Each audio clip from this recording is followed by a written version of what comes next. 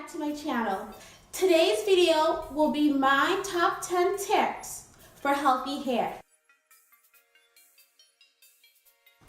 Have a water filter. Some people may not know, but the water you're using could contain harsh chemicals like calcium, chlorine, iron. It builds up on our hair, and when it builds up on our hair, that's when it makes our hair dull, dry, brittle. Because a constant pileup of the chlorine, the calcium, and all that could sit on top of your hair and actually cause a lot of breakage, and your hair won't be as healthy as it could be if you were using filtered water. Limit how often your hair is processed. When I say process, I mean chemical relaxers, perms, dyeing your hair. Anything that involves chemicals altering the texture or look or feel of our hair. Chemical processes are very harsh on our hair strands. Anything that alters the state is going to lead to breakage, thinning, dryness. It could all lead up to that because the chemicals are so harsh.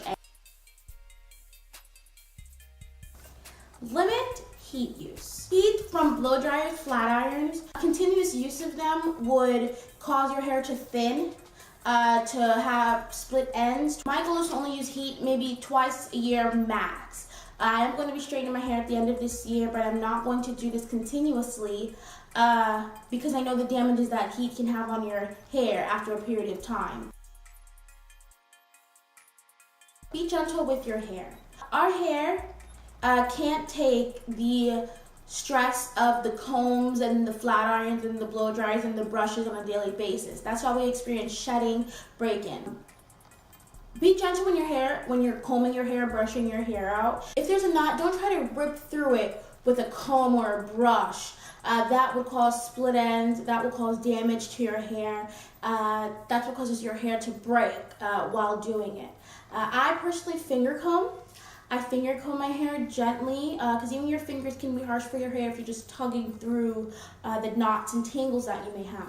Your hair needs love.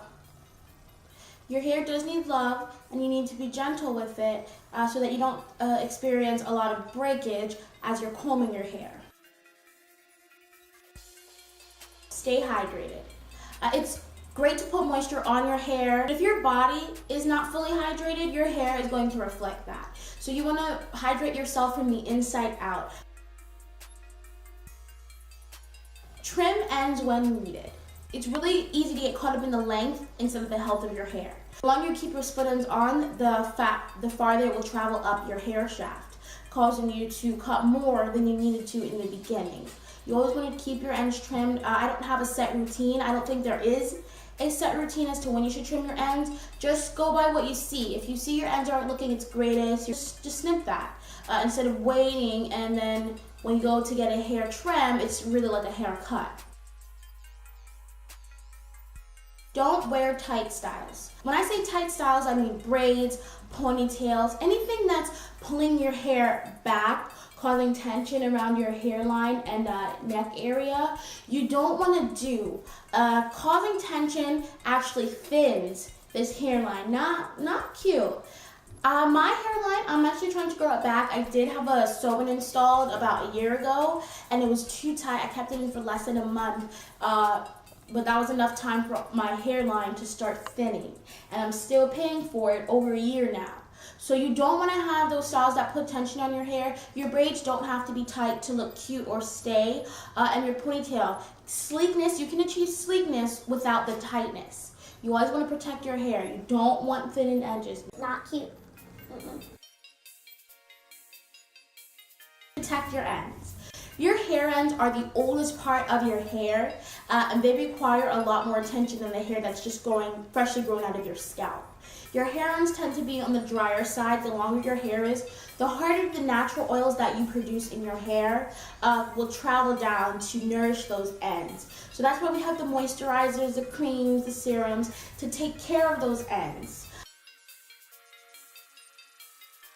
Deep condition regularly. We need deep conditioners to give us back the elasticity our hair needs to put up with the day-to-day styling that we may do. So deep conditioners not only moisturize, they strengthen and provide your hair with nutrients it needs to stay strong and look healthy.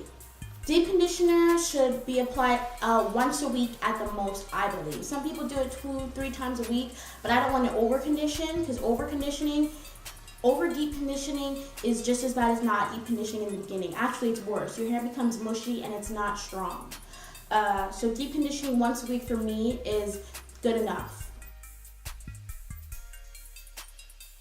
Protect your hair while going to sleep. A lot of us sleep on cotton pillowcases, which not only snag at your hair, but draw any moisture that it has in it out of it. When I go to sleep, I wear a satin bonnet or sleep on a satin pillowcase. 9 out of 10 times I'm doing both. Doing that, my hair is more moisturized than it would be if I were to sleep on a cotton pillow, and it's less tangles. If you have that satin bonnet over your head and you sleep on a cotton pillow, it's gonna provide less friction, so your hair glides against the pillow and doesn't get snagged or caught. Your hair glides against the pillow. To just protect your hair while sleeping, it will either with a satin scarf or satin pillowcase or both. You should notice less tangles and your hair is more moisturized than it usually is. That's what protecting your hair at night can do for you. That way you have less tangles, less breakage, less split ends, and therefore you see more length. Alright guys, that was my top 10 tips for healthy hair. Comment down below if you have any questions regarding this. Thank you guys for watching. Bye.